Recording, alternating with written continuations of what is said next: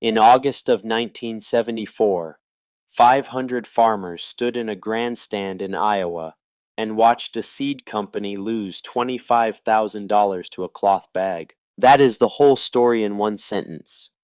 But one sentence cannot hold what it means for a 71-year-old man to stand in front of 500 of his neighbors holding a faded cloth bag that his grandfather had carried across the Atlantic Ocean in 1889, and to know before anyone else in that grandstand knows it, that what is inside that bag has just beaten the best hybrid corn that $300,000 of modern plant science could produce. So let me take you back to where it started.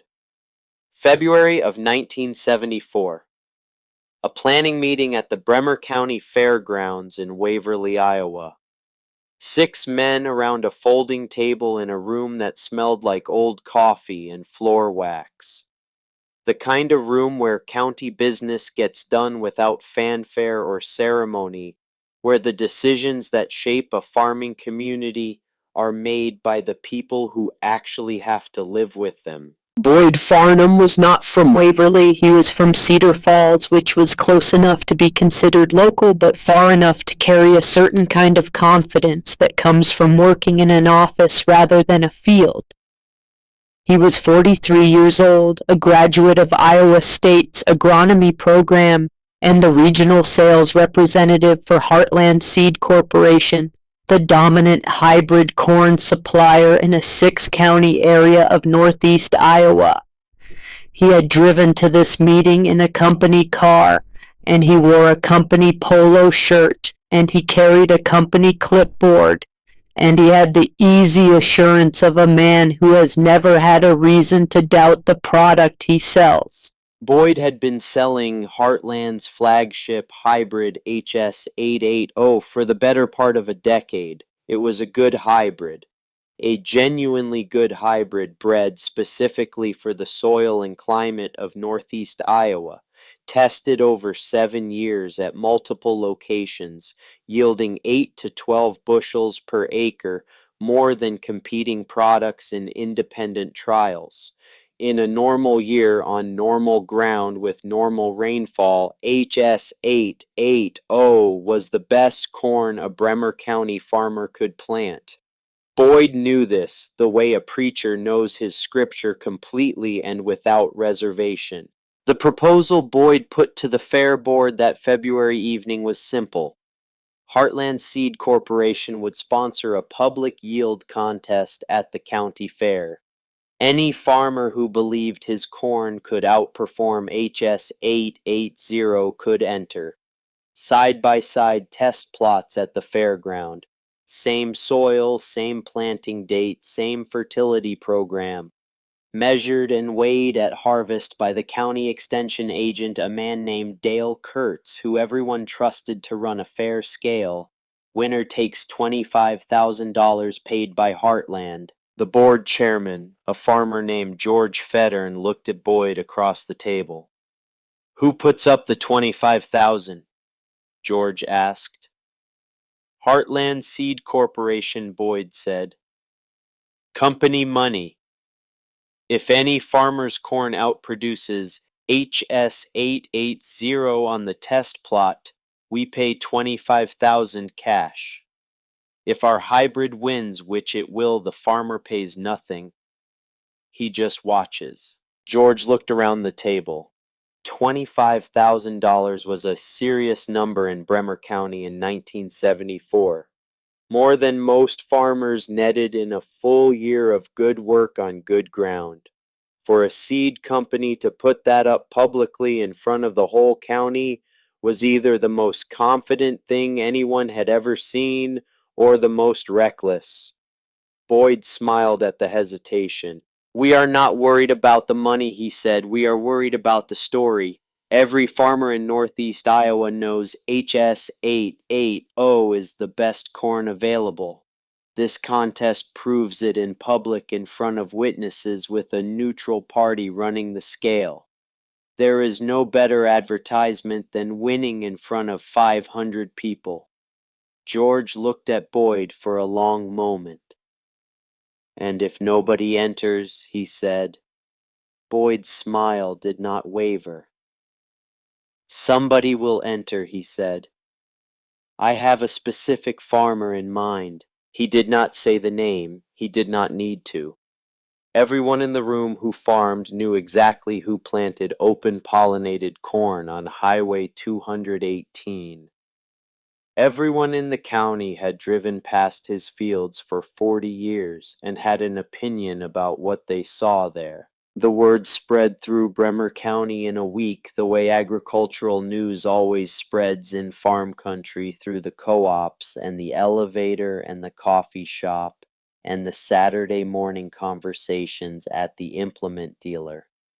Heartland put up posters at every farm supply store in the county. The posters said in the direct language of a company that had decided confidence was its best marketing, "Can your corn beat ours? $25,000 says it can't." Boyd made his rounds personally. He stood at the co-op counter on Saturday mornings and pitched the contest the way he pitched everything, with data and ease and the particular authority of someone who has more information than his audience. He said the hybrid would win in any normal growing season by 10 to 15 bushels per acre. He said no open-pollinated variety had outperformed a modern hybrid in a controlled trial anywhere in America since the 1940s. He said the genetics were simply beyond comparison, 30 years of breeding science versus whatever a farmer happened to save from his crib the previous fall. At the co-op in Waverly, someone asked what he would do if somebody entered that old open-pollinated stuff, stump corn or something like it.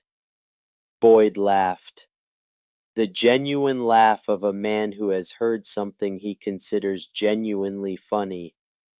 Open-pollinated corn against a modern hybrid, he said, is like racing a horse against a Corvette. It is not a competition. It is a demonstration.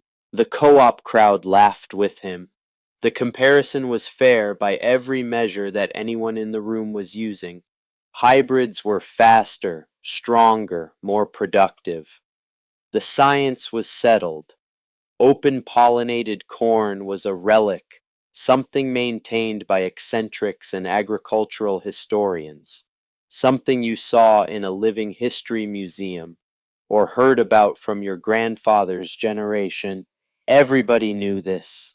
Everybody except Arvid Thackett. Now let me tell you about Arvid, because you need to understand the man before you can understand the decision he made, and you need to understand the decision before you can understand why 500 people were on their feet in a grandstand on a Saturday afternoon in August. Arvid Thackett was 71 years old in the spring of 1974 and had farmed 200 acres east of Waverly since 1931, 43 years.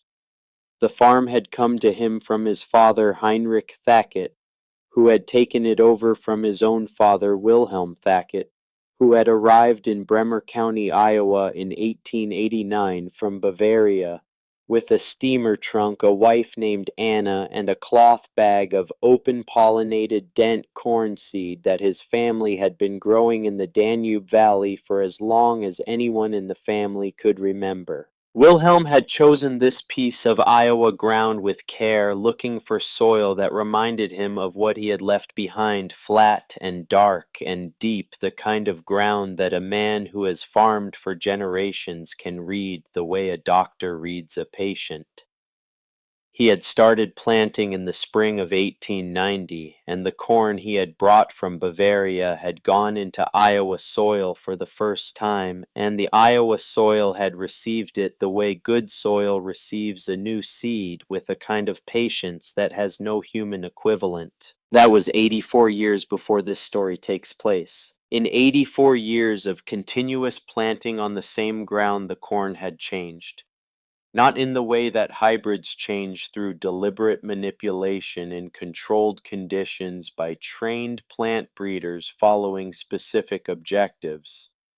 It had changed the way living things change in a place they inhabit for a long time slowly, and without announcement adapting to the specific soil chemistry and the specific rainfall patterns and the specific disease pressure of this particular piece of Bremer County ground. The corn knew this land the way Arvid knew it from the inside, from the experience of growing up through it every year for decades. Arvid had been making that corn better with his own hands since 1931. Every fall after harvest he walked his field with the specific attention of a man who has learned to read a plant the way other men read a newspaper. He was looking for particular plants among the hundreds of thousands in his field. He was looking for the tallest stalk with the thickest ear at the right height, good root brace, no disease, no insect damage, silk emergence at the right time, relative to the tassels. When he found a plant that met his criteria, he would pull the ear peel back the husk with both hands and examine the kernels in the way that a man examines a thing he intends to trust with something important. Tight rows uniform, filled deep color, no gaps, no signs of premature drying. If the ear passed his inspection, he marked the stalk with a strip of cloth torn from an old shirt and moved on to the next row. He selected about 200 ears from 200 different plants every fall. This was the part that people who described his methods as primitive were missing entirely. He did not take his 200 ears from the 20 best plants on the farm, selecting the elites and letting everything else go. He took them from 200 different plants distributed across the entire field, which was something categorically different and something that most people who commented on his methods did not understand and had never thought carefully about. Taking from many plants rather than a few meant that the seed he planted the following spring carried the genetic diversity of the entire population rather than the genes of a handful of outstanding individuals. It meant that the corn he planted was not a simplified version of what had been there before, not a narrowed down selection pushed toward a single ideal type, but a broad and various population that contained within it the full range of responses that the field had developed over 84 years of growing in the same place. Arvid dried his selected ears on wooden racks in his corn crib for 6 weeks air-dried rather than heated because he had learned from his father and his grandfather before him that heat damaged germination in ways that did not show up until the following spring, when the seeds sat in cold, wet soil, waiting for warmth that was slow in coming. In December he shelled the ears by hand, discarding the kernels from the tip and the butt of each ear, and keeping only the middle portion, the section where the kernels were most consistent in size and shape. The selected kernels went into cloth bags, the same style of bags his grandfather had used, sewn from heavy cotton and labeled in pencil on cloth tags that he attached to the bag ties. Each label carried the year, the field location where the selected plants had grown, and a note about the growing season. He had been keeping these notes since 1931. 43 years of handwritten observations stored in a wooden cabinet in his corn crib, the kind of record that no university program and no seed company maintained because no university program and no seed company had been working the same piece of ground for 43 years. Boyd Farnham had first visited Arvid in the spring of 1968 with charts and yield trial data and the easy confidence of a salesman whose product was genuinely superior to most alternatives. He had made his case the way he made every case with data. HS880 had outperformed every competing variety in independent trials run by the Iowa State Extension Service for 6 of the previous 7 years. It yielded 12 bushels per acre, more than the average open-pollinated variety under trial conditions. On 200 acres at the corn prices of 1968, That was more than $5,000 in additional income annually. Arvid had listened to Boyd's entire presentation before responding. This was characteristic of Arvid. He did not interrupt, he did not dismiss. He listened to everything and then said what he thought. He said, "Your hybrid has been growing for 7 years. My grandfather's genetics have been growing on this ground for 84 years. Come back when you have 84 years of data from the same field." Boyd returned the following year with updated data showing that the performance advantage of HS880 had increased to 14 bushels per acre in certain conditions. Arvid listened to all of it and declined again. Boyd returned the year after that and the year after that, adapting his pitch, adjusting his data presentation, addressing the specific objections that Arvid raised with the patient persistence of a man who believes that one more piece of evidence will eventually change a stubborn mind. It was not stubbornness. Boyd never understood this, not until the day he sat in Arvid's kitchen with a check for $25,000. What looked like stubbornness from the outside was something different from the inside.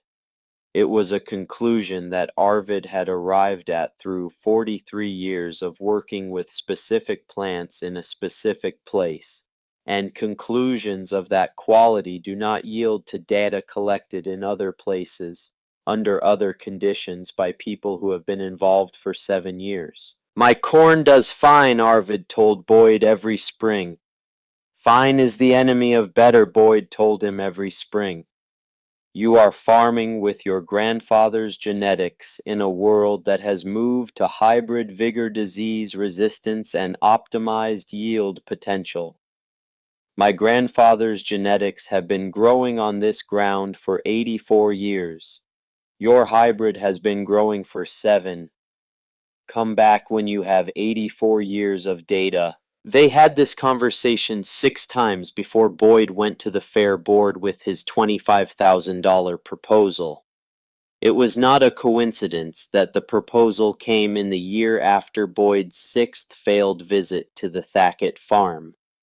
The contest was designed for a specific purpose, which was to demonstrate in front of the maximum possible number of people that the hybrid was superior and the old man was wrong, and to do it in a way that he could not argue with because the scale would be operated by a neutral party and the results would be announced from a public stage. Boyd was certain this would work. He was certain it would work the way a man is certain of something when every piece of data he has ever examined points in the same direction, and when the alternative hypothesis has not been seriously entertained in 30 years. He had never grown open pollinated corn. He had never selected seed by hand from 200 individual plants. He had never kept 43 years of handwritten notes about growing conditions on a single field. What he knew about open pollinated corn was what the research literature said about it, which was that it was genetically inferior to modern hybrids in yield potential by a margin that had been well documented and consistently replicated. The research literature was correct. In a normal year, this detail, the conditional attached to every performance advantage that hybrid corn held over open pollinated varieties, was not prominent in Boyd's thinking when he made his proposal to the fair board in February of 1974. He was thinking about normal years because the previous 7 years had been normal years, good rainfall, good growing conditions, the kind of seasons that hybrid corn was bred to exploit to the fullest. He was not watching the sky. Arvid was. The entry form for the Bremer County Yield Contest was made available at the Fair Board office in early March. By the end of the month, Boyd had received one entry. The entry was signed by Arvid Thackett. The variety listed was Thackett Open Pollinated Dent Family Strain, continuous cultivation since approximately 1889. The fair board secretary looked at the entry and then looked at the man who had brought it in. You know their hybrid has outproduced everything in the county for 7 years, she said. In normal years, Arvid said, on irrigated test plots with optimal fertility. I know what it does when everything goes right. I want to know what it does when something goes wrong. He walked out of the fair board office and got in his truck and drove the familiar route back to his farm on Highway 218. The cloth bag was hanging on its hook in the corn crib where it had hung every winter for 43 years, filled with the kernels he had selected and dried and shelled the previous autumn, labeled in his handwriting with the year and the field location and his notes about the season. He did not go directly to the house. He went to the corn crib first and stood in the doorway looking at the bag on its hook. It was faded and soft from decades of use, the cotton washed pale by the years, the cloth tags on the tie strings carrying the pencil notations of more than 4 decades of planting seasons. He stood with the bag for a while, not in ceremony, but in the manner of a man checking in on something he has been tending for a long time. Then he did something that he had not intended to do when he walked in. He sat down on the old milking stool in the corner of the corn crib, the one that had been there since his father's time, and he sat with the thought that had been working at the back of his mind since February. It was not doubt about the corn. He had been growing this corn for 43 years. He had watched it perform in drought years and wet years and years of pest pressure and years of disease and every condition that Bremer County could produce. He knew what it was capable of. What he was uncertain about was the weather. His plan depended on the specific condition. It depended on the growing season being something other than normal, on the kind of stress that reveals the difference between a population that has been bred for uniformity and a population that has been bred slowly and continuously for survival. If the summer of 1974 brought adequate and well-distributed rainfall, if the growing season ran close to the historical average, then HS 880 would do what it always did in those conditions, which was produce at the top of its capability, and Arvid's corn would do what open pollinated corn did in normal conditions relative to a modern hybrid, which was produce at somewhat less than that. He would lose. Not badly, and not because his corn was inferior, but because normal conditions rewarded the specific kind of superiority that hybrids had been engineered to deliver, and his corn had not been engineered. It had been grown. The question that occupied him in the corn crib that March afternoon was not whether his corn could beat the hybrid under the right conditions. He knew it could because he had seen what happened to corn when rainfall came short at the wrong time in the growing season, when the silks were waiting for pollen, and the pollen was delayed when the soil dried to the point where uniform stress hit a genetically identical population all at once. He had seen what his corn did under those conditions versus what the hybrid did, and he knew the answer. The question was whether the summer of 1974 would give him the growing season he needed. He could not know that in March. Nobody could know that in March in Iowa. The climate does not consult the plans of farmers before it decides what kind of summer to deliver. He sat on the milking stool in his corn crib for nearly an hour. The afternoon light came through the slat openings in the crib walls and fell across the cloth bags in their rows on the wooden racks, a year's worth of carefully selected and dried and shelled seed waiting for the soil to warm enough to receive it. He was not afraid of being wrong. A man who has farmed the same ground for 43 years has been wrong many times in ways that mattered and has learned that being wrong is not the end of anything except the wrong idea. What he was holding in his mind was the more difficult question of whether the conditions he needed would arrive and whether the conditions he feared, the normal favorable year that rewarded hybrid performance, would come instead. He could not answer that question in March. The sky would answer it in June and July. He got up from the stool. He reached out and touched the cloth bag on its hook with one hand, not dramatically, but the way you touch something familiar, the way your hand finds a door handle in the dark. Then he walked out of the corn crib and went to the house for supper. Ida had made pot roast and potatoes. She had heard from two people that day that Arvid had entered the Heartland contest. In Bremer County, a piece of news like that moved faster than the mail, and with considerably more embellishment. She set his plate in front of him and poured his coffee and sat across the table and looked at him the way a woman looks at a man she has been watching for 30 years when she wants to understand what he is thinking without asking him directly. He ate. The food was good the way Ida's food was always good, solid, and without pretension, built for a man who worked outdoors. After a while she asked the question that was in the room. "Are you sure about this?" she said. Arvid looked at his plate and then at the window above the sink which faced west toward the fields. The corn ground was bare and brown in the March light, the topsoil exposed to the sky that would determine everything that happened from May to August. "I am not sure it will rain right," he said, "but I am sure about the corn."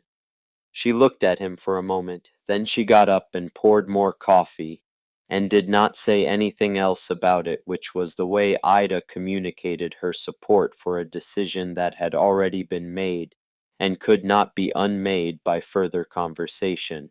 That night, lying in the dark, Arvid went through the arithmetic that he had been running in his head since February, the arithmetic that did not involve bushel counts or dollar figures, but the more fundamental mathematics of biology and weather. He thought about Wilhelm planting Bavarian seed in Iowa soil for the first time in 1890.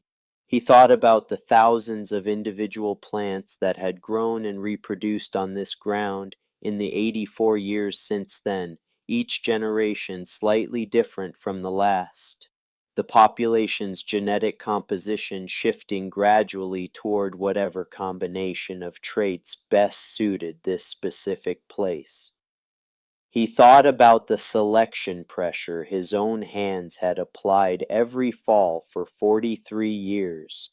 200 carefully chosen individuals out of a population of tens of thousands, each choice made on the basis of what he saw in the field and what he knew about the plants that had come before. He thought about what that kind of breeding actually produced, which was not a uniform population of identical high performers, but something fundamentally different, a diverse community of plants with different tolerances and different response curves and different timing patterns, a population that contained within it the full range of what the soil and climate of this specific Iowa county had required over 84 years of growing seasons, good and bad, and everything in between.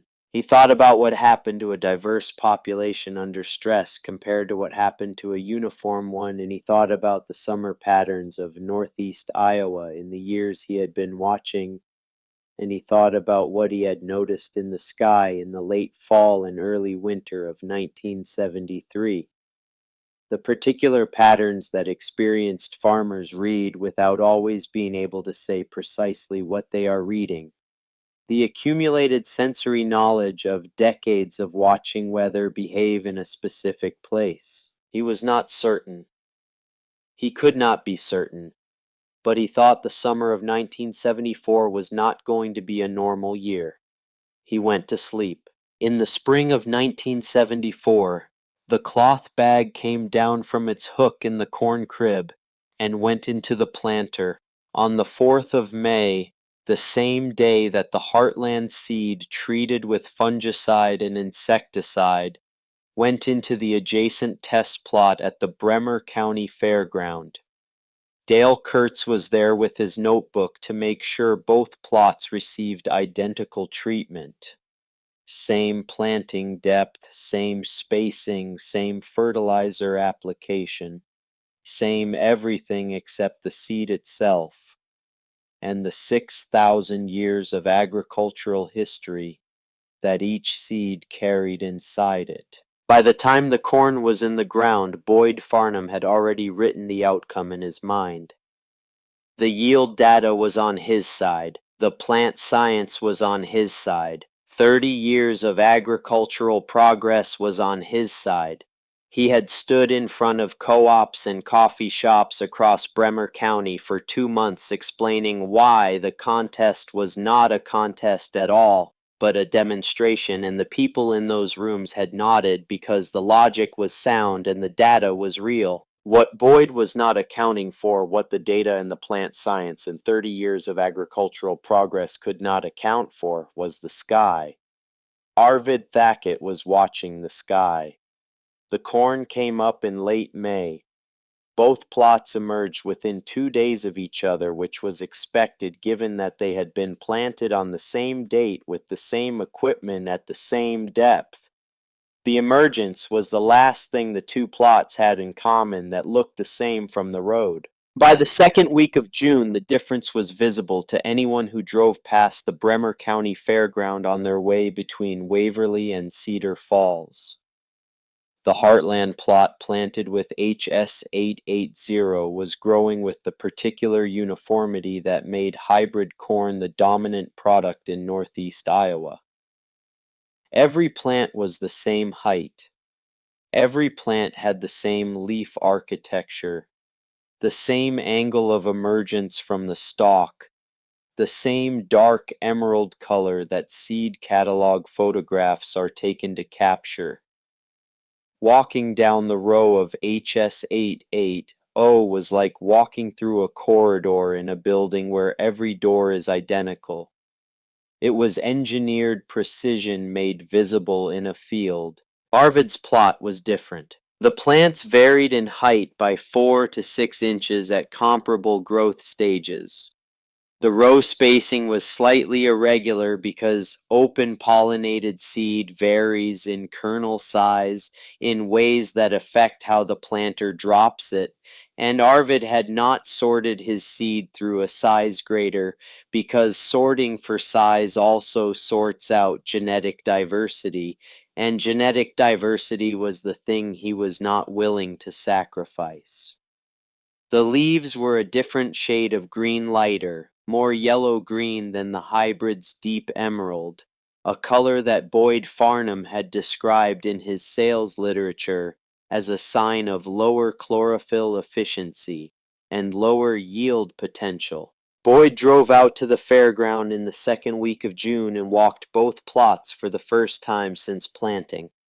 He had the particular walk of a man conducting an inspection he already knows the outcome of, purposeful and methodical, but not genuinely curious, because genuine curiosity requires the possibility that the answer will surprise you, and Boyd was not prepared to be surprised. He walked the hybrid plot first. He pulled several leaves, checked the midrib.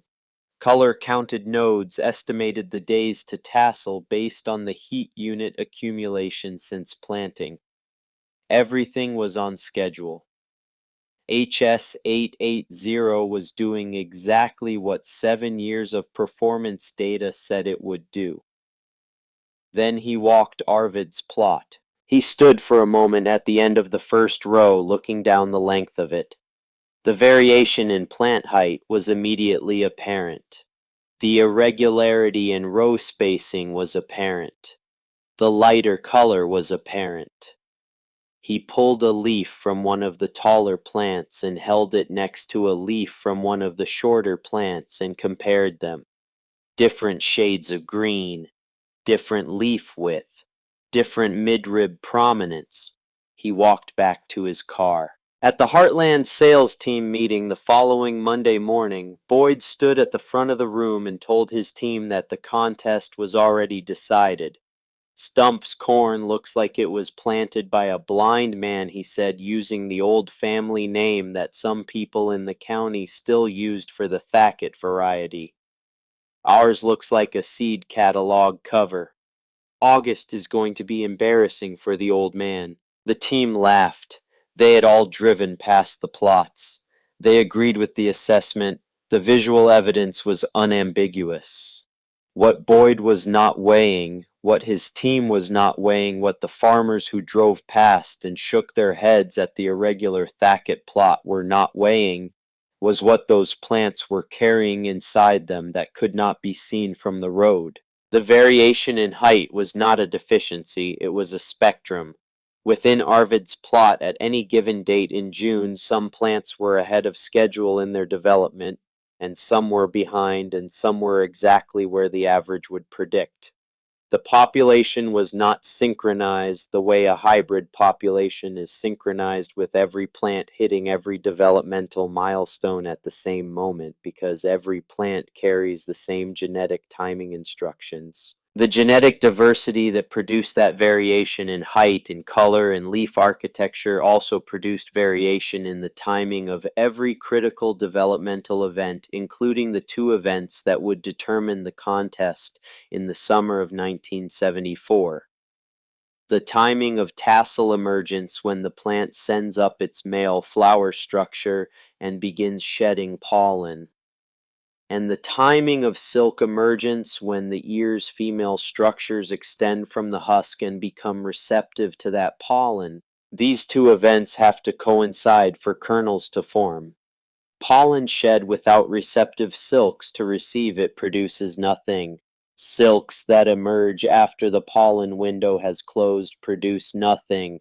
The coordination of these two events is the central choreography of corn reproduction, and in a hybrid population where every plant has identical timing, that choreography is perfectly synchronized under the conditions the hybrid was bred for. Under other conditions, it can fail simultaneously across an entire field.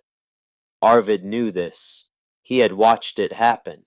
Not in his own fields, because his fields were not uniform enough for simultaneous failure, but in his neighbors' fields, in the difficult years, the years when the summer went dry at the wrong time, and the hybrid timing was disrupted, and the tassels shed before the silks were ready, and the ears came in half-filled or worse. He had watched it and taken notes and thought about what he was seeing the way a man thinks about the recurring patterns in the world he inhabits quietly and without necessarily sharing the conclusions he is reaching until the right moment to share them arrives.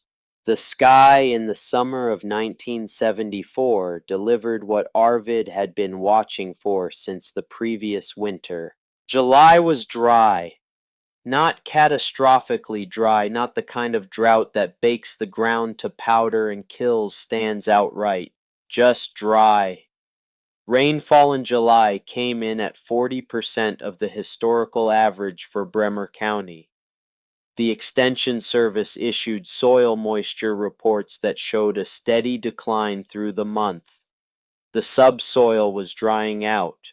The corn was drawing on reserves that were not being replenished at the rate they were being consumed. What happened in the two test plots at the Bremer County Fairground over the course of July was not visible from the road in the way that the June difference had been visible.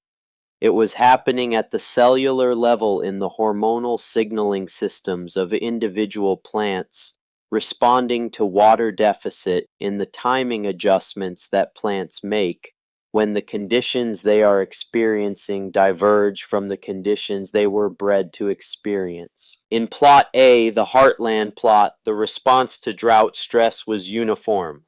Every plant in HS880 carried the same genetic instructions for responding to water deficit. Every plant had the same drought stress response threshold. When the soil moisture dropped below a certain level, every plant in the plot received the same internal signal at the same time and responded in the same way. The leaves began to curl. The tassels, which were in the process of emerging and beginning to shed pollen, slowed their development. The silks, which needed to emerge from the ear husks and extend to catch the falling pollen, were delayed. The delay was the problem. Tassel development and silk development are controlled by different hormonal pathways that respond to drought stress differently. Under the water deficit conditions of July 1974, the tassels in HS880 recovered their development pace slightly sooner than the silks. Pollen began to shed before the silks were fully emerged and receptive. The window during which the silks were ready to catch pollen and the pollen was available to be caught was compressed, shortened. In the worst sections of the plot, it was almost non-existent. Kernels that should have formed did not form because the pollen that should have fertilized them had already fallen and dried by the time the silks were ready to receive it. In plot B, Arvid's plot, the response to the same drought stress was not uniform. It could not be uniform because the plants were not uniform. Every plant in the Thacket population carried slightly different genetic instructions for responding to water deficit. Different thresholds, different timing responses, different rates of recovery. Some plants in the plot did what the hybrid did. They stressed early and hard. Their tassels ran ahead of their silks and their pollination was poor. Some kernels formed, some did not, and those plants would produce partial ears at harvest. Other plants in the plot had drought stress response characteristics that kept the tassel and silk development more closely coordinated even under water deficit.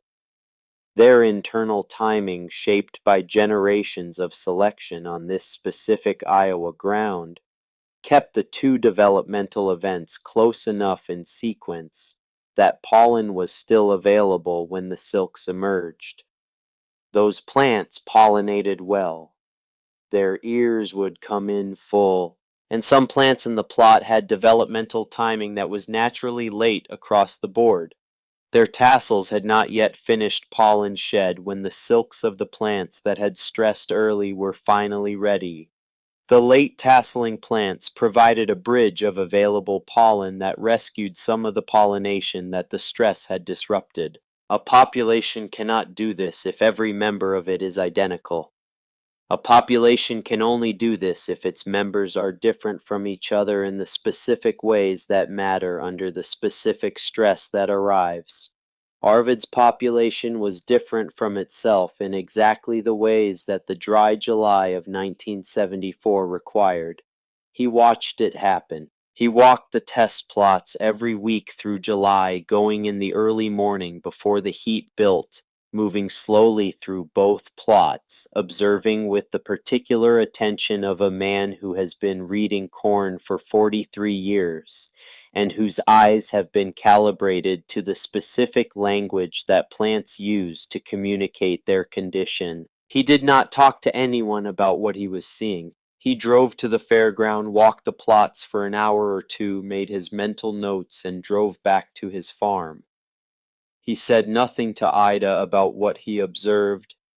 He said nothing at the co-op. He said nothing to Dale Kurtz when Dale ran into him at the grain elevator and asked how he thought the plots were looking. Fine, he said. We will know more in August. What he had already known in July, what his 43 years of watching this corn in this climate had told him clearly by the end of the month, was that his corn was going to produce more than the hybrid. He did not know the specific bushel numbers. He did not have a prediction for the exact magnitude of the difference. What he knew was the direction of the difference and the reason for it, and that was enough. He went home and fed his cattle and did his field work and waited for August. Boyd Farnham drove past the test plots in the last week of July and pulled over on the shoulder of the road. He had been driving past regularly through June and into July with the same confident assessment that he had shared with his sales team. The visual picture that showed the hybrid taller and greener and more uniform. He had been watching the visual picture. In the last week of July, the visual picture had changed. He got out of his car and stood on the shoulder of the road and looked at the two plots side by side. Plot AHS880 was uniformly stressed. Every plant showed the characteristic signs of moisture deficit, the inward curling of the leaf edges that reduces the surface area exposed to the drying sun and wind, the slight yellowing that comes when a plant under stress pulls nitrogen from its leaves to support the developing ear. The field was a wall of identically stressed plants, each one responding to the same deficit in the same way at the same moment. It looked from the road like a field that had decided to struggle. Plot B. Arvid's plot was more complicated. It was not uniformly anything. Some plants were curled and stressed, some were upright and green, some were in between. The variation that had looked like disorder in June looked like something else in late July. It looked like a field sorting itself out, some members sacrificing so that others could continue the population doing something that a uniform population cannot do, which is distribute its losses rather than concentrate them. Boyd stood on the road shoulder for a long time. He knew enough agronomy to understand what he was looking at in general terms. He understood hybrid vigor and the breeding principles that produced it. He understood that the genetic uniformity of hybrids was a feature, not a bug, because it meant that every plant hit its peak yield potential at the same time under optimal conditions. He understood the theory. What he was looking at in plot B was something that the theory did not address and that his sales literature did not mention, and that his Iowa State agronomy degree had touched on only briefly in a second-year genetics course that he had found less immediately relevant than the applied agronomy courses he had used in his sales career. He drove back to Cedar Falls. That evening he looked up what he remembered from the genetics course.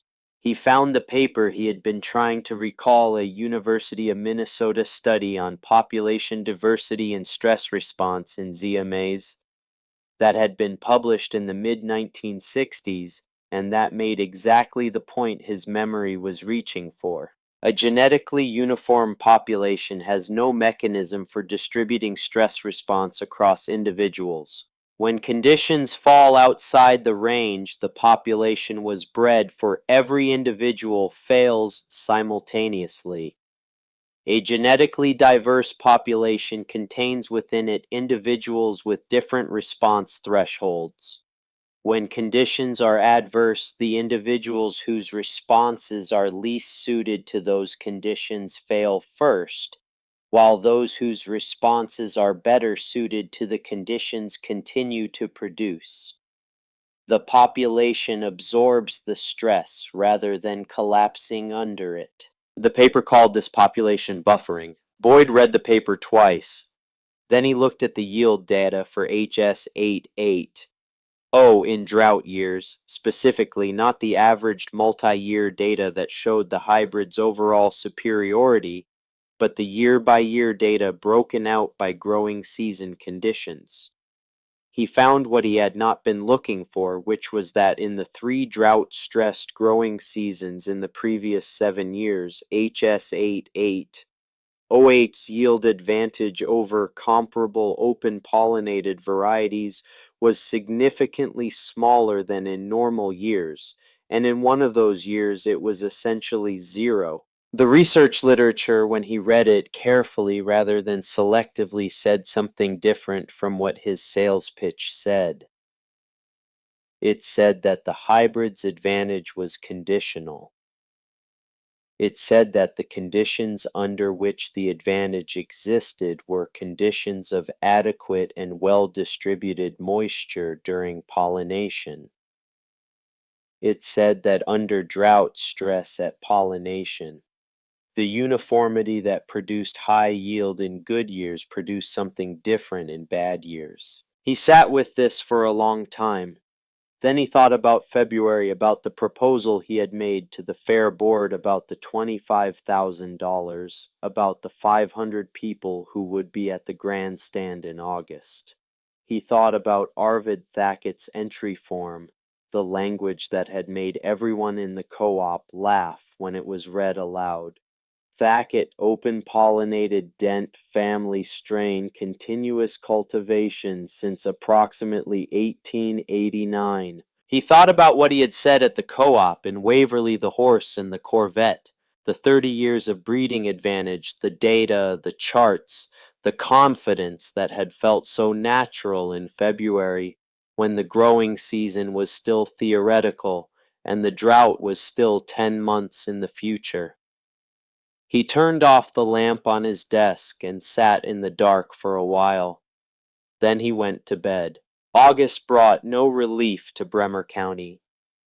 The dry spell continued through the first 2 weeks of the month and into the third week. The soil moisture reports from the Extension Service showed levels that were below the historical average by the widest margin of the growing season. Some farmers in the county were talking about what they expected to lose from their corn acres. The estimates at the elevator were conservative and getting worse. Have you ever watched something you were certain about start to become uncertain? Not all at once, but gradually, the way a clear day becomes overcast. A little more cloud here, a little more shadow there, until at some point you look up and realize that the sky you were looking at in the morning is not the sky you are looking at now. If you have been in that position, if you have watched a certainty you held publicly and with confidence begin to give way under the weight of evidence you were not expecting, something about the particular kind of discomfort that Boyd Farnham was carrying through August of 1974. He did not go back to the fairground plots in August. He had seen enough in late July to understand that the month ahead would not be kind to his position. He went through his regular work schedule, visiting farms, writing orders for the fall, preparing his presentations for the following season's sales campaign.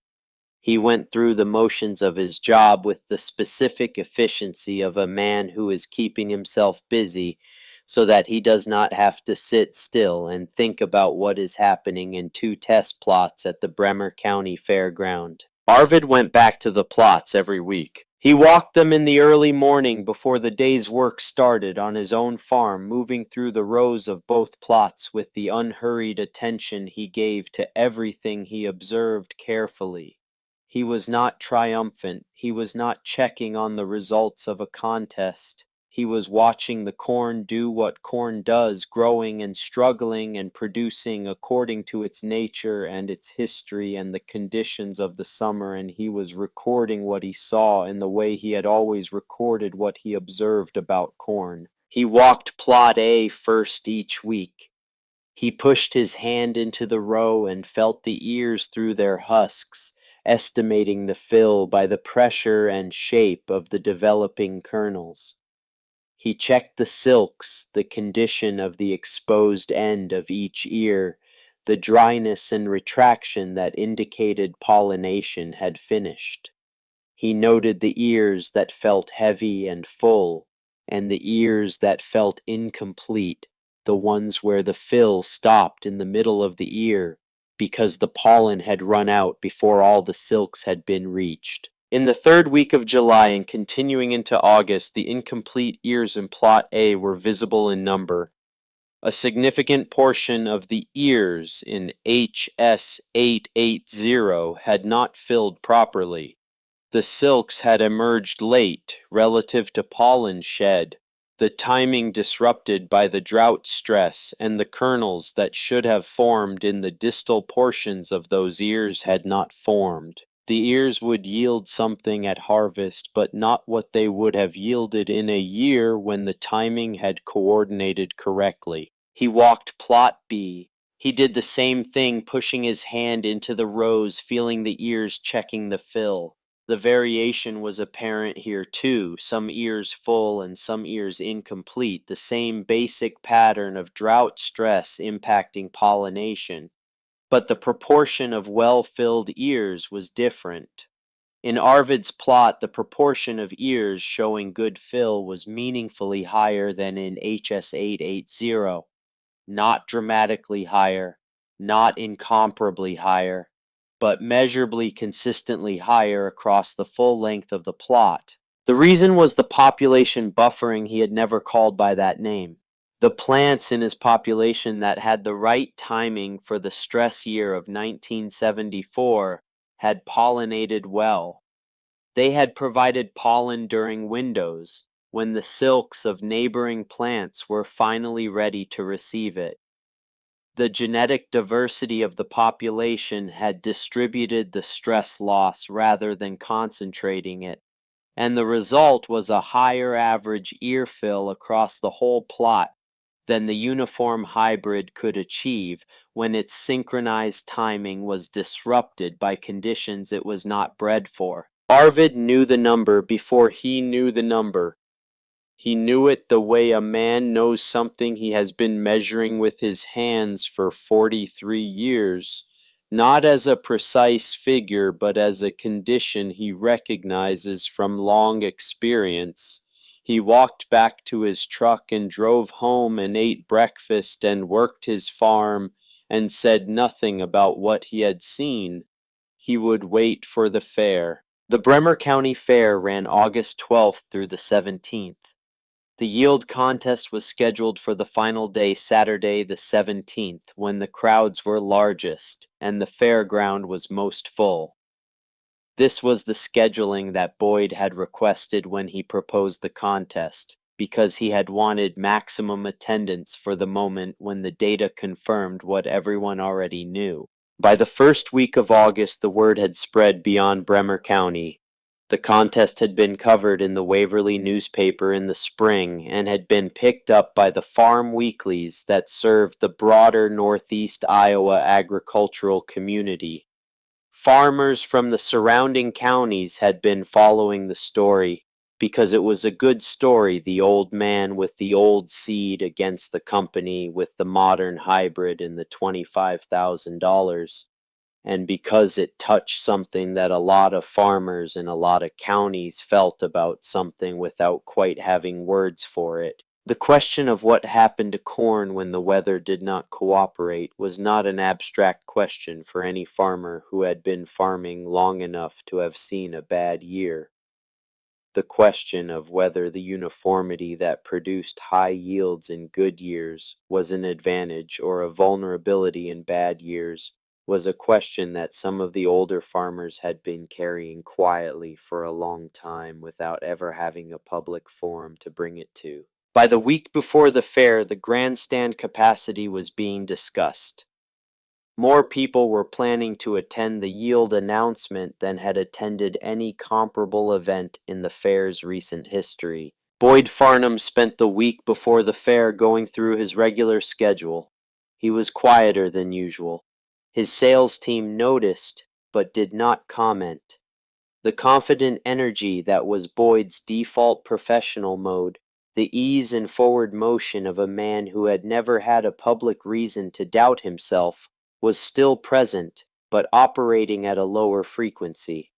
Something was different about the way he moved through his week. He had walked the plots once more in the first week of August. He had not told his team he was going. He had driven to the fairground on a Tuesday morning before his first appointment and walked both plots alone in the empty fairground, the grandstand empty and the vendor spaces bare. Just the corn and the man and the quiet that comes before an event that a lot of people are going to remember. He walked HS 881st. He knew what he would find, and he found it the incompletely filled ears, the result of the pollination disruption that the July drought had caused, the precise mechanical failure that occurred when timing synchronization was broken in a uniform population. He found it and noted it and moved on. He walked Arvid's plot. He pushed his hand into the rows and felt what was there. He did not have Arvid's 43 years of practice reading corn by feel, but he had enough training to understand what his hands were telling him. More full ears than the hybrid had produced. Not uniformly full, not all of them. The variation was everywhere in this population, just as it was everywhere in everything about this population. But the average was higher, the distribution of outcomes was better. He stood in the middle of Arvid's plot for a while. The morning was clear, and the corn was tall, and the fairground was quiet, and Boyd Farnham stood among open pollinated corn that a man's grandfather had carried from Bavaria in a cloth bag in 1889, and understood what the number was going to be before anyone weighed anything.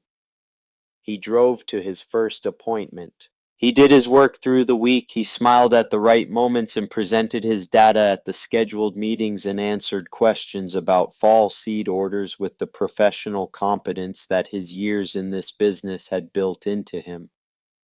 He did these things well because they were things he knew how to do and because staying busy was easier than sitting still. On Saturday morning, the fairground was already filling when Boyd arrived at 8 o'clock.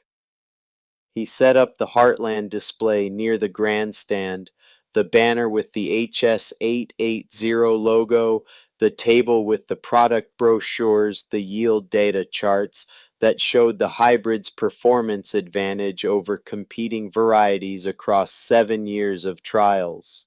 He set all of it up with the methodical efficiency of someone who has set up trade show displays many times and no longer thinks about the individual steps. Then he stood beside his display and watched the people arrive. They came from 5 counties. They came in pickup trucks and in cars and in a few cases from farms close enough that they had driven their tractors and parked them at the edge of the fairground lot.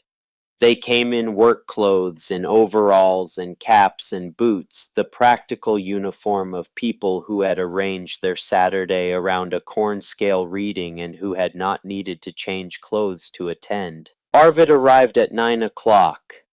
He drove his truck to the parking area closest to the grandstand and got out and stood beside the truck for a moment looking at the crowd. He was wearing what he always wore, overalls and his work cap and boots that had been resold twice and would be resold again. In his left hand he carried the cloth bag, the same bag that had hung on its hook in the corn crib all winter, the same bag that held the seed he had planted on the 4th of May. He was carrying it the way the note in the original entry form had been written without ceremony or self-consciousness, just a thing that belonged with him on this day. He walked through the fairground crowd toward the grandstand area. People made space for him, and some of them spoke to him, and he spoke back with the brevity that was natural to him, a nod and a word or two, and nothing more. He was not a man who had ever been comfortable in crowds, not because he was unfriendly, but because his natural orientation was toward the specific and the particular, the individual plant, rather than the general field, the precise fact rather than the general impression. He found a spot at the edge of the grandstand off to one side away from the center where the crowd was thickest. He stood there with his cloth bag and waited. Dale Kurtz arrived at 9:30 with his harvest crew and his equipment. Dale was the county extension agent and the neutral party that both sides had agreed would operate the combine and the weigh wagon, and he approached the task with the methodical seriousness of a man who understands that 500 people and $25,000 are depending on his scale being accurate and his arithmetic being right. He harvested plot A first. The combine moved through the half-acre in about 20 minutes, and the grain went into the weigh wagon, and Dale tested the moisture content with his Dickie John meter and converted the raw weight to bushels at standard 15.5% moisture and wrote the number on a card. Then he harvested Plot B. Same combine, same weigh wagon, same moisture meter, same arithmetic. He walked to the grandstand stage. The microphone had been set up by the fair staff. 500 people, give or take, were in the seats and standing on the edges, and some were sitting on the rails above. It was more than the tractor pull had drawn the night before. It was the largest crowd for a non-entertainment event at the Bremer County Fair in the memory of the oldest board members. Dale held his two cards and looked out at the people. He was not a showman, he was a county extension agent, and he read numbers the way county extension agents read numbers, plainly and without performance. Ladies and gentlemen, he said the results of the 1974 Bremer County Yield Contest. The grandstand went quiet, the way large outdoor crowds go quiet when something is about to be said that everyone is waiting to hear. Not a theatrical silence, but a genuine one, the sound of 500 people simultaneously paying attention. Plot A, Dale said. Heartland Seed HS880 Hybrid, 91 bushels per acre. There was a murmur in the grandstand. 91 was respectable for a drought year. HS880 averaged 118 in normal years. So 91 represented a significant reduction, but it was not a disaster. In the stands, some people were already doing the math, wondering whether 91 would be enough to win. Boyd Farnham was standing beside his Heartland display. He heard 91 and felt something unknot slightly in his chest. 91 was low, but it was possible. Possible that it was enough. Plot B, Dale said. Thacket open-pollinated Dent family strain. 103 bushels per acre. The grandstand erupted. Not polite applause. Not the kind of sound a crowd makes when a good thing happens in a general way. A roar. The kind of sound that 500 people make when something happens that they did not know was possible and that makes them feel something unexpected about the world they have been living in. Men who had been sitting stood up. Men who had been standing put their hands together. The sound went up over the fairground and across the Iowa farmland around it and dissipated into the August air. 103 against 91. A 12-bushel advantage per acre for the open-pollinated corn in a drought year.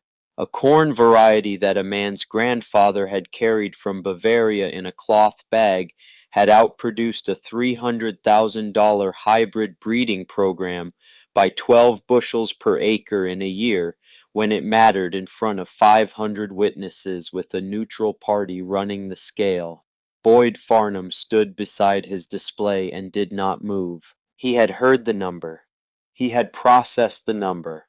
He was standing in the specific stillness of a man who has just had something confirmed that he was not willing to confirm earlier, a stillness that is not the absence of reaction, but the first moment before the reaction begins to find its form. His clipboard was at his side. The yield data charts were on the table behind him. The banner with the HS880 logo was above his head. He looked at the grandstand. 500 people on their feet. He looked at the far edge of the crowd where Arvid Thacket was standing with his cloth bag held against his chest with both hands. Arvid was not on his feet. He was standing the same way he had been standing since he arrived, quiet, and still watching what was happening in the grandstand, with the expression of a man who already knew what the number was, and had been waiting for everyone else to know it too. He was not celebrating, he was not triumphant, He was nodding slowly the way a man nods when something that has been true for a long time has finally been confirmed for the people who needed the confirmation.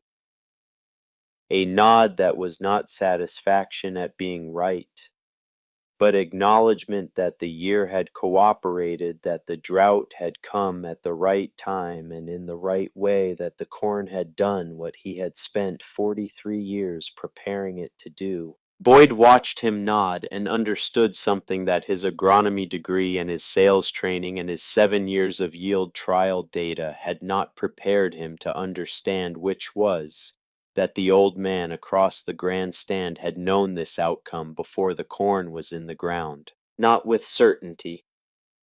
Arvid had said himself sitting on the milking stool in his corn crib in March that he was not sure about the rain. He had known what his corn could do. He had watched the winter sky and formed an impression of what the summer might bring. He had taken the risk that his reading of the conditions was right, knowing that if the summer was normal and the rains came as needed, the hybrid would win and the demonstration would go the other way. The summer had not been normal. The summer had been dry in July and dry in August, and the drought had hit at pollination, and the uniform hybrid population had failed the way uniform populations fail, and the diverse open pollinated population had buffered, and the result was 103 against 91 in front of 500 people. The grandstand was still making noise. Boyd Farnham picked up his clipboard. He looked at it, then he set it back down on the table with the yield data charts and the product brochures and the marketing materials that represented everything he had built his professional identity on for the previous 10 years. He had $25,000 to deliver to an old man in overalls who had just beaten him in public with a cloth bag full of seed that his grandfather had carried from Europe. He had no idea yet what came next. But the year was not over, and the conversation he needed to have had not happened yet, and what he learned in Arvid Thackett's kitchen the following Monday morning would turn out to matter more than the 12 bushels did. The grandstand emptied slowly the way crowds empty when something has happened that people want to stay near a little longer, as if proximity to the place where the event occurred might extend the feeling that came with it. Farmers who had driven from Chickasaw County and Butler County and Fayette County stood in groups talking in the way that men who work alone for most of their working lives talk when they find themselves in the same place at the same time, having felt the same unexpected thing.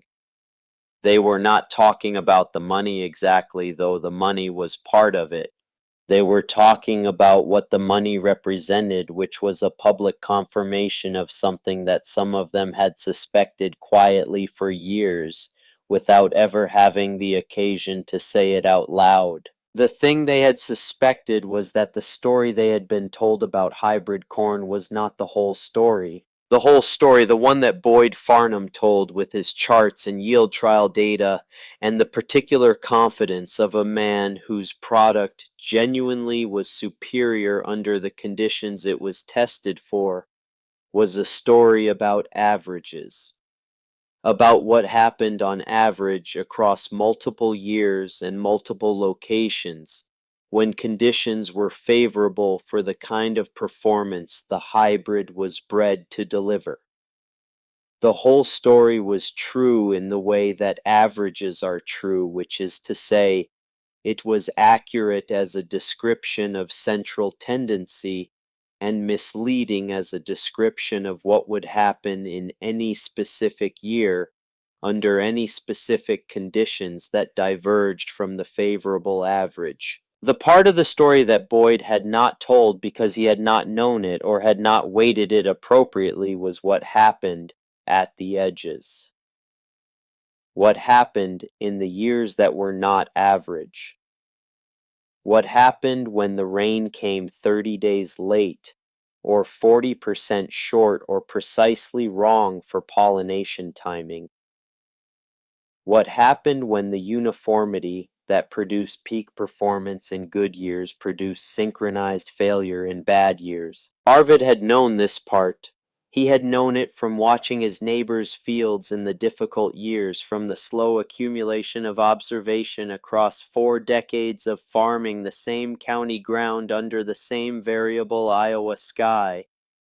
He had known it and had tried 6 times to say something of it to Boyd Farnham in their annual spring conversations, and 6 times the data and the confidence and the 30-year performance advantage of hybrid science had made what Arvid was saying sound like the preference of an old man for old ways, rather than what it was, which was a conclusion about risk drawn from 43 years of specific experience. 500 people stood in the Bremer County Fairground in August of 1974 and watched a number confirmed that only one of them had known was coming. Arvid walked back to his truck through the crowd. People spoke to him, and he answered with the brevity that was natural to him, a word or two, a nod. He was not uncomfortable with the attention, but he was also not nourished by it in the way that some men are nourished by public recognition. He had entered the contest because he wanted to see the difference demonstrated under stress conditions in front of people who could not easily dismiss what they saw. The demonstration had occurred. That was what he had come for. He put the cloth bag on the seat beside him and drove home. Ida had not gone to the fair. She had stayed at the farm to do the things that needed doing, regardless of what was happening at the fairground, the daily work of a farm that does not pause for events, however consequential those events might be. When Arvid came in through the kitchen door in the late afternoon, she looked at him with the question in her face that she did not need to ask in words. He sat down at the kitchen table. She set a cup of coffee in front of him. 103 against 91, he said. She sat down across from him.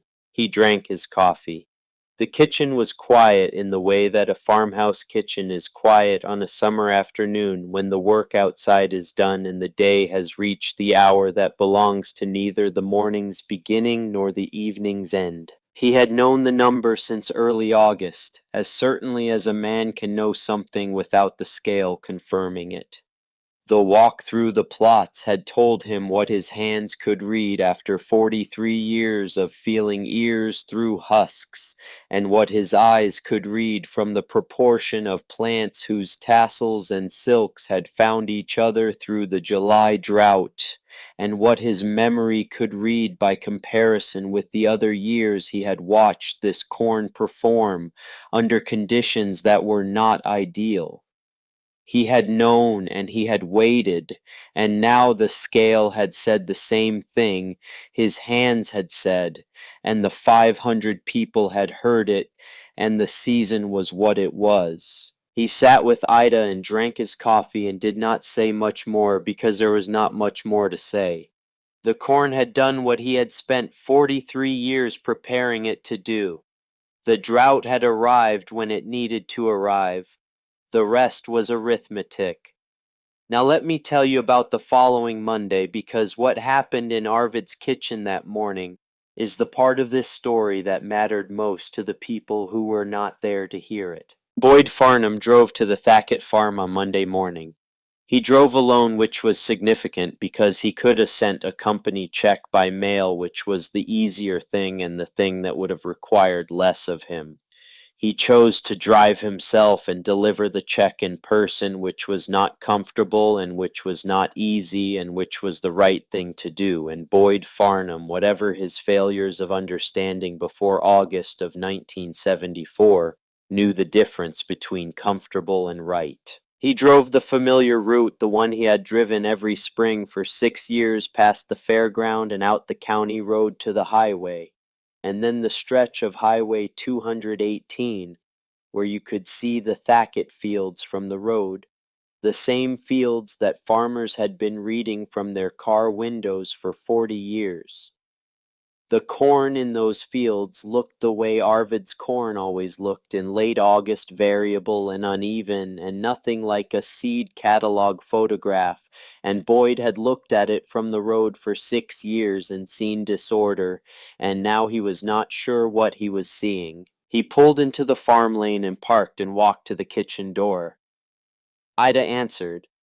She looked at him with the level assessment of a woman who has watched a particular man underestimate her husband for 6 years, and who is not going to show him more warmth than the situation strictly requires. She told him Arvid was at the kitchen table and let him in. Arvid was sitting where he always seemed to be sitting when Boyd arrived at this farm, at the kitchen table with a cup of coffee. He looked at Boyd the way he always looked at Boyd, with the patience of a man who has time and is willing to use it. Boyd sat down across from him. He put the envelope on the table between them. 25,000, Boyd said. I know, Arvid said. Boyd looked at the envelope and then at Arvid. The confidence that was Boyd's professional default, the ease that came from believing in his product, was still present, but operating differently than it had in the previous 6 years of these kitchen visits. It was quieter.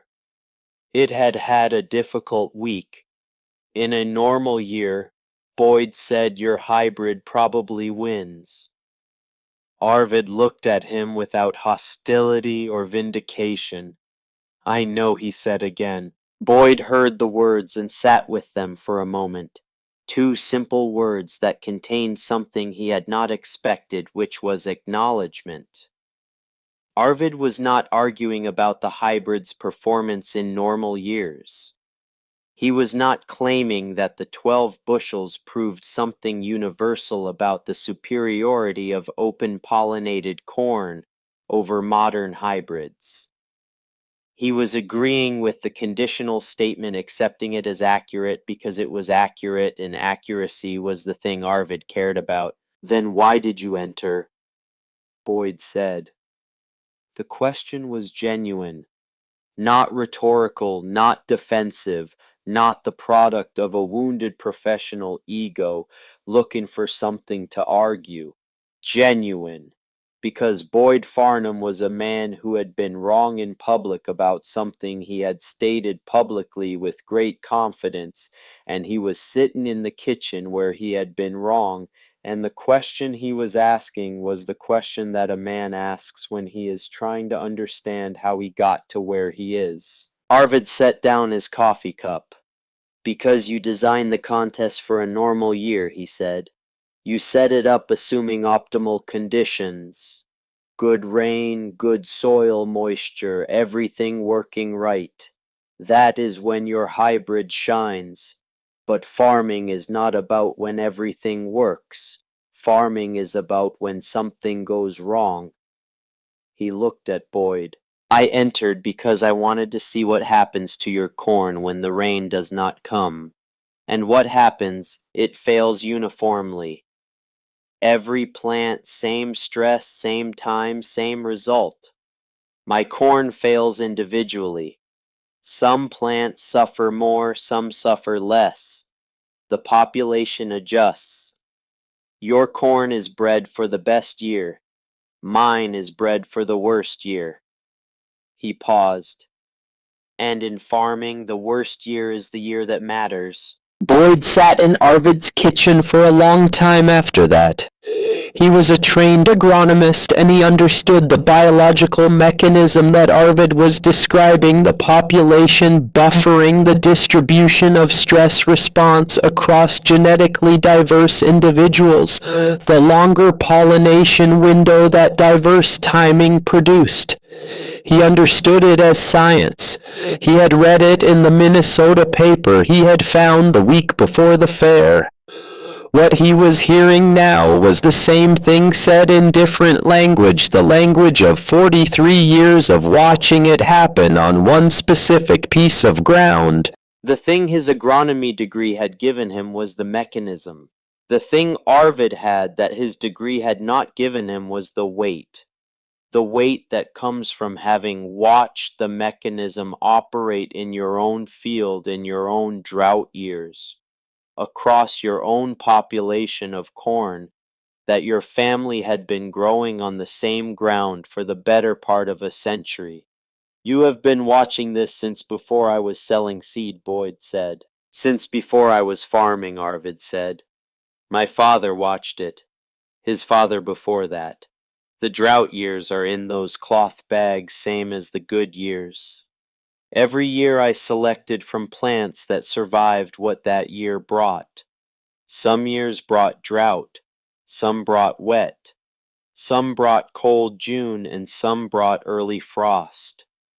The plants I chose every fall were the ones that handled what came, not the ones that would have been ideal if the conditions had been ideal. He looked out the kitchen window at the fields. Your hybrid is ideal if conditions are ideal. Mine is adequate when conditions are not ideal. In most years, ideal beats adequate. In the years that threaten to break you, adequate is all you need. Boyd left with the empty envelope in his jacket pocket and drove back to Cedar Falls. He was quiet for the rest of that week. His sales team had questions, and he answered them professionally and without elaboration. He wrote his reports to the Home Office in the language that the Home Office expected, and that accurately described the outcome of the contest, without conveying the thing that was actually occupying his thinking, which was the conversation in Arvid's kitchen and what it meant for the way he had been doing his job. He spent evenings that week going back through the yield data, not the averaged multi-year data that he used in his sales presentations, but the disaggregated data, the year-by-year performance numbers broken out by growing season conditions. He was looking for the pattern that Arvid had been describing, the relationship between growing season stress at pollination and the relative performance of hybrid versus open pollinated varieties. He found it in the numbers. It was not dramatic. It was not the kind of pattern that overturned the overall picture, which remained one of hybrid superiority under most conditions. But it was there in the drought years, in the years when July rainfall fell significantly below average, in the years when the pollination window was compromised by moisture stress. In those years, the advantage of hybrid corn was smaller. In the worst of those years, it was not an advantage at all. The data he had been presenting for 6 years was accurate. It was also incomplete. He thought about this for a long time. What Arvid did with the $25,000 was not what Boyd expected. Boyd had expected Arvid to do what a farmer in his position would reasonably do with a windfall of that size repair equipment that had been deferred purchase land if any was available at a price that made sense, pay down a loan that had been carrying for too long. Boyd would not have been surprised by any of those choices. They would have been sensible choices. What Arvid did was build a seed storage building, not an equipment shed, not a machinery storage facility, not anything that a farm accountant would have recommended as the highest yield use of $25,000 in 1974. A seed storage building insulated and climate controlled with a temperature regulation system that maintained the interior at a consistent cool temperature regardless of the season outside, and with wooden racks along every wall built to hold cloth bags of seed in labeled rows. He hired a contractor from Waverly to build it in the fall of 1974. The building was completed before the first hard frost. When it was done, he moved his existing seed inventory into it, the Thacket Dent corn in its familiar cloth bags, the notes and labels going back to 1931, the accumulated record of 43 years of selection on this ground, and then he began to add to it. He had been corresponding for years in a modest and occasional way with other farmers in northeast Iowa who maintained open pollinated varieties. Some of them were like him families who had been growing specific strains for generations and had simply continued doing so after the rest of the county had converted to hybrids. Some of them were farmers who had maintained particular varieties for specific reasons. A flint corn their grandfather had grown for meal, a flour corn adapted to the shorter seasons of the northern part of the region, varieties that had been bred for purposes other than maximum grain yield in good years. He wrote to these farmers in the fall and winter of 1974 and asked them to contribute seed to the storage building he was creating. He explained what he was doing in the plain language he used for everything, that he was assembling a collection of genetically diverse open-pollinated varieties because he believed that the collapse of diversity in the Iowa corn crop represented a risk that had not been adequately considered, and that the building he had constructed was intended to provide some insurance against that risk. He said what he had said to Dale Kurtz when the extension agent visited the seed building and asked what had moved Arvid to create it. Diversity is insurance, Arvid said. Every variety in this building is a policy against a disaster that has not happened yet. You cannot buy this insurance from a company. You can only grow it yourself, and if you stop growing it, it ceases to exist, because these varieties are not stable objects. They are living populations. When you stop selecting them and planting them, they die.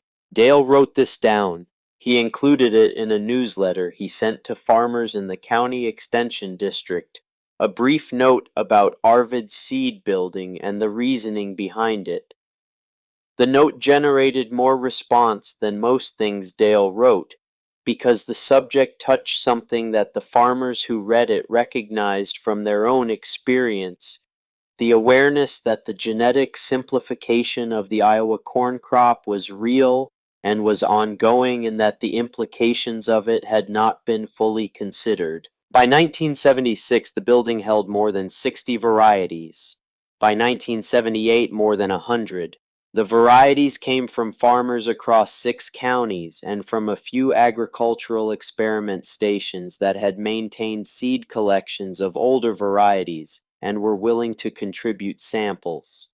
Arvid maintained each variety by growing it out every 3 to 5 years on a small plot on his farm, selecting and saving and storing in the way he had always done, not allowing any variety to reduce to the static sample that loses viability over time, but keeping each one alive through the selection and reproduction that living populations require. He was 71 years old when he started this project. He was 75 by the time the building held 100 varieties. He was still selecting and planting and maintaining when he was 80. Martin Thackett had been watching all of this from the position of a son who has grown up inside a set of practices and beliefs that he took for granted until the August afternoon when 500 people stood up in a grandstand.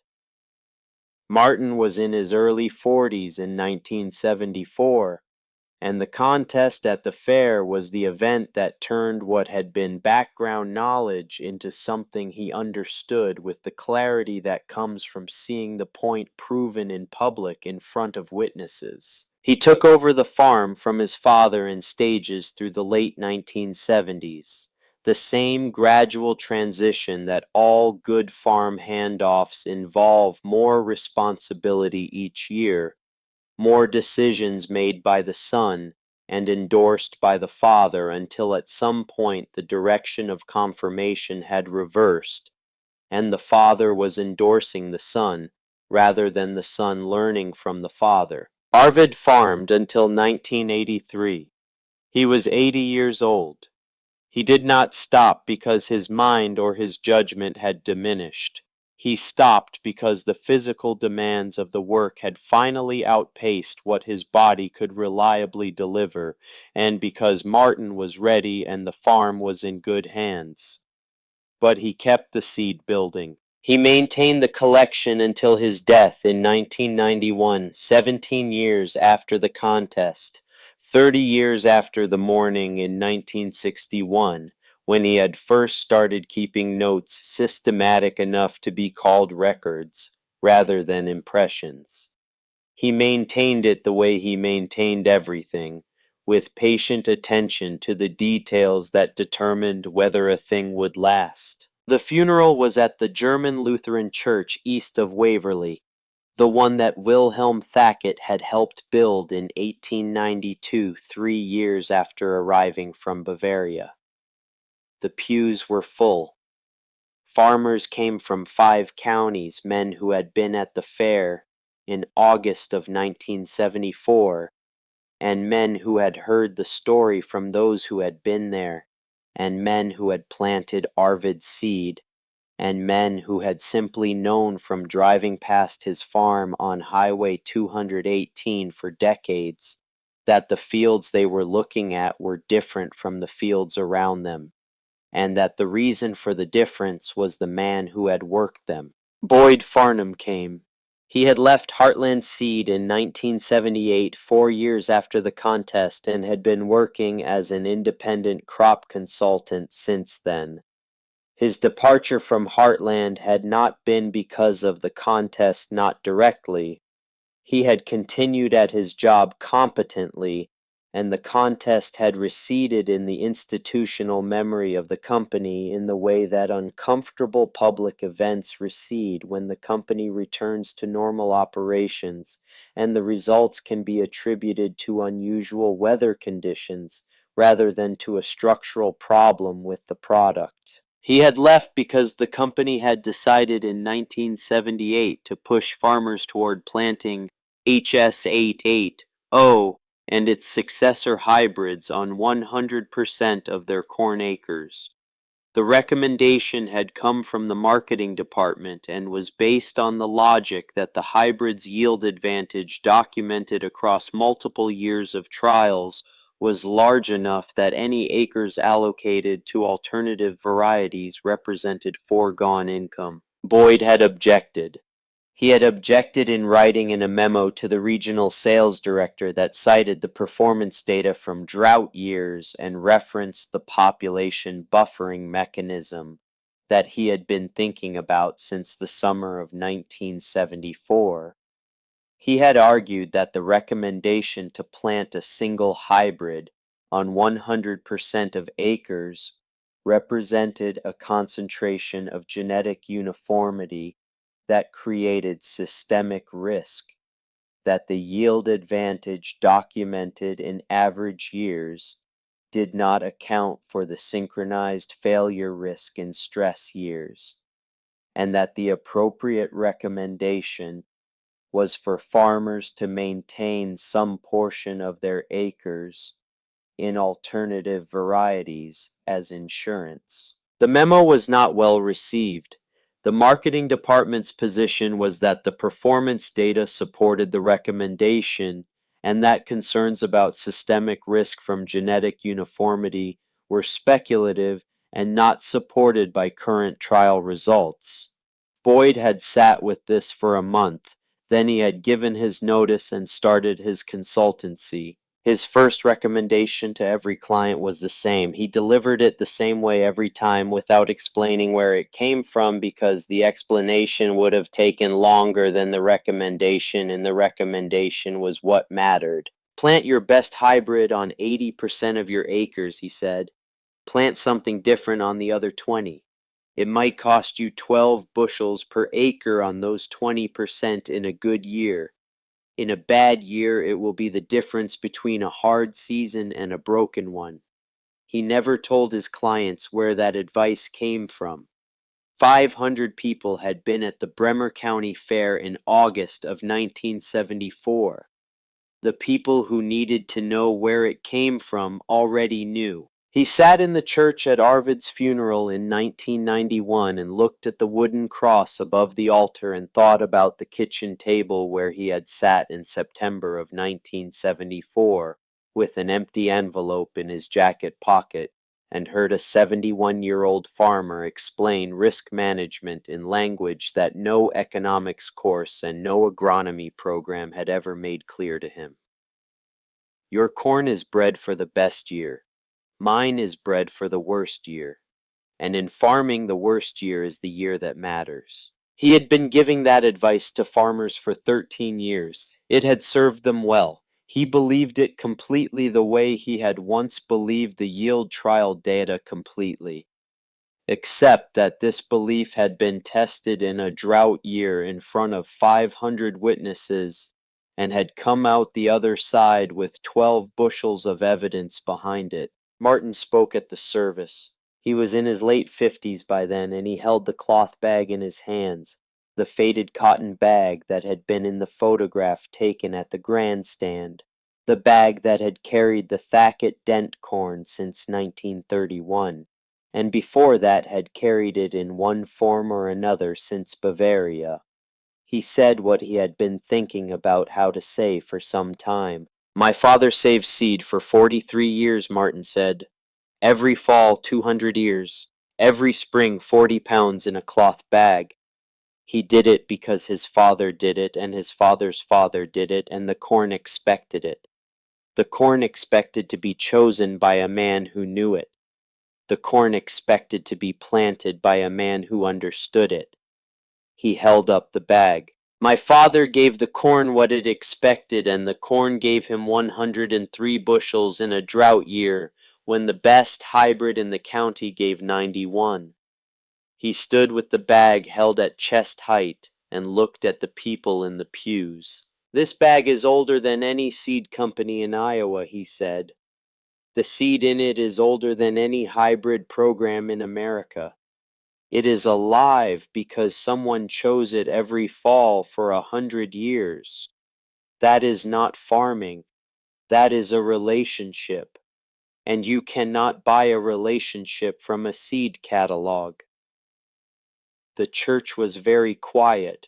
By the time of Arvid's death, the seed building on the Thacket farm held 140 varieties of open-pollinated corn. Dent corn and flint corn and flour corn and popcorn varieties from families across northeast Iowa who had maintained them for reasons ranging from culinary tradition to simple inertia varieties from small experiment stations that had preserved them as genetic curiosities without fully understanding what they represented. 140 living populations, each one carrying within it the accumulated history of the conditions it had been grown in and the choices that had been made about it across the years it had been maintained. Martin donated the collection to Iowa State University in 1993. The university incorporated it into the North Central Regional Plant Introduction Station's seed repository, one of the federal facilities charged with preserving the genetic diversity of agricultural crops. The donation included all of Arvid's records, the cloth-tagged notebooks going back to 1931, the 43 years of pencil-written observations about growing seasons and selection choices, and the relationship between specific years and the plants that had performed well in them. The Thacket Dent corn was analyzed by university geneticists in the years after the donation. What they found confirmed what Arvid had known from watching it in his fields, that the variety carried traits that modern hybrids had been bred away from in the process of optimization for yield under favorable conditions. Deep root architecture that allowed the plant to access subsoil moisture under drought stress. Drought tolerance mechanisms in the hormonal pathways that regulated tassel and silk development, a pollination window that was measurably longer than standard hybrids under stress conditions, a direct result of the genetic diversity that produced variation in developmental timing across the population. The extended pollination window was the mechanism that had produced the 103 bushels in 1974, the silks that had been waiting when the pollen ran short in the hybrid plot had found pollen in Arvid's plot because the diversity of the Thacket population meant that some plants were shedding pollen at a time when other plants were finally ready to receive it. The drought had compressed the window in the hybrid, and the diversity had extended it in the open pollinated variety, and the difference was 12 bushels per acre in front of 500 witnesses. These traits were incorporated into at least 3 university breeding programs focused on developing drought-resistant corn for the Great Plains, where the combination of high yield potential and drought tolerance had been a breeding objective for decades, without full success, because the genetic material required for drought tolerance had largely been bred out of the commercial corn population in the decades of hybrid optimization. The genetic material they needed had been sitting in a cloth bag in a corn crib in Bremer County, Iowa, maintained through 100 years of selection by 3 generations of the same family on the same piece of ground. Arvid's cloth bag, the one he had held at the grandstand in August of 1974, is in a display case at the Bremer County Historical Museum. It sits beside a photograph taken that afternoon by a Waverly newspaper photographer, a black and white image that shows Arvid standing at the edge of the crowd with the bag held against his chest with both hands, and behind him the grandstand packed with 500 people on their feet. He looks in the photograph exactly like what he was, a man who had just had something confirmed that he had known for a long time. His expression is not triumphant. It is not vindicated in the public way that vindication sometimes presents itself, with a smile that says, "I told you so." It is something quieter than that, and more durable, the expression of a man who is nodding because the world has finally said the same thing that 43 years of careful observation had already told him. Sometimes the oldest seed in the bag is the one that saves the crop. Sometimes the corn your grandfather carried across an ocean in a cloth bag knows something that a $300,000 breeding program does not know. What it knows is not about yield potential in optimal conditions. What it knows is about survival in the years that are not optimal, and in Iowa and everywhere else that people grow corn. Those years arrive without asking permission, and they arrive with the full force of what a dry July and a short rain window can do to plants that are all the same. Arvid Thacket planted his grandfather's corn for 43 years because he trusted what 43 years of growing it had taught him. He trusted it the way a man trusts something he has watched work in the hardest years, as well as the easy ones, the years that test whether a thing has been built for the full range of conditions or only for the favorable ones. The hybrid was bred for the best year. The old corn was bred for the worst year, and the worst year is the one that matters.